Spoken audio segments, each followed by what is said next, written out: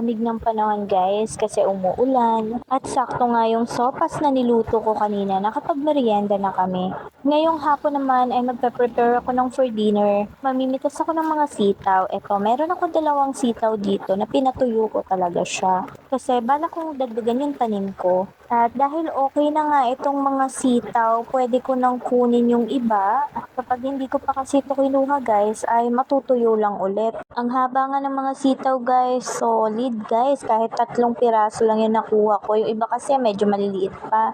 At kukuha nga ulit ako ng dahon ng oregano. Hinahanapan kasi ako ng pamangkin ko ng magic medicine daw. Hindi na siya inuubo, hindi na rin sinisipon, medyo malat pa nga lang. Kaya sige na nga, igagawa ko na ulit siya ng magic medicine daw, yung dahon ng oregano, gamot sa sipon at sa ubo. At eto nga lang guys, yung napitas ko, ito yung itatanim ko. Patutuyuin ko ulit kasi nabasa ng ulan. Tapos itong 3 sitaw, ang haba niya, no, diba solid na. Tapos pumitas ako ng calamansi at syempre yung dahon ng oregano. Gusto nga rin ni Mister na igawa ko siya ng oregano tea. Kaya medyo marami yung kinuha ko na dahon ng oregano. Tapos kinat ko na nga itong sitaw. O diba, 3 pirasong sitaw lang yan guys. Sa susunod nga ay may mga pipitasin pa ako kasi ang galing talaga guys. Sunod na ang pamumunga ng aking mga sitaw. Tapos ito nga pala yung isasama ko dun sa sitaw na lulutuin ko. Chicken na nilagyan ko ng isang itlog na hinungi ko sa aming nangingitlog na manok. Tapos nilagyan ko ito ng breading mix. Garlic flavor nga na breading mix yung ginamit ko. At nilagyan ko din ng malunggay powder. Homemade nga lang din yung malunggay powder na ginawa ko. Pinatuyo ko lang yung dahon ng malunggay. Literal na pinatuyo. At pagkatapos ay gumamit ako ng food processor or food chopper para madurog. At yun ang inilalagay ko sa aking mga niluluto. Pagkatapos nga, i-frinay ko itong mga chicken.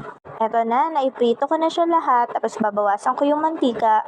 And magigisa naman ako ng bawang at sibuyas.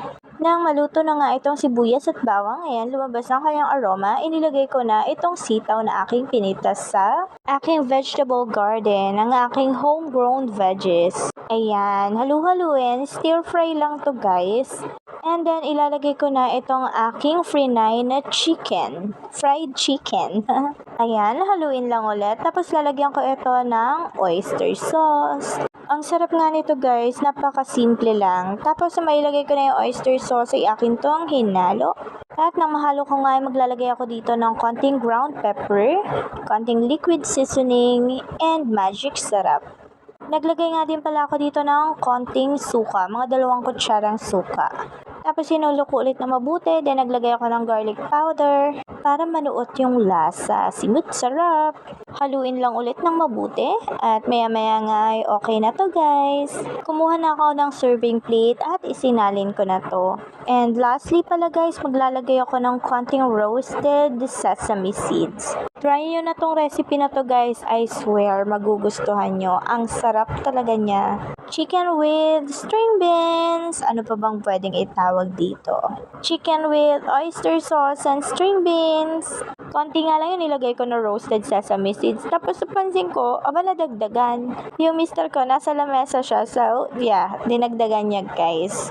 Hindi ko daw nilagyan yung iba. Optional lang naman yung sesame seed. Gusto ko lang talaga. So, yun lang. Kain po tayo. That's it for today's video. Thank you for watching. Bye!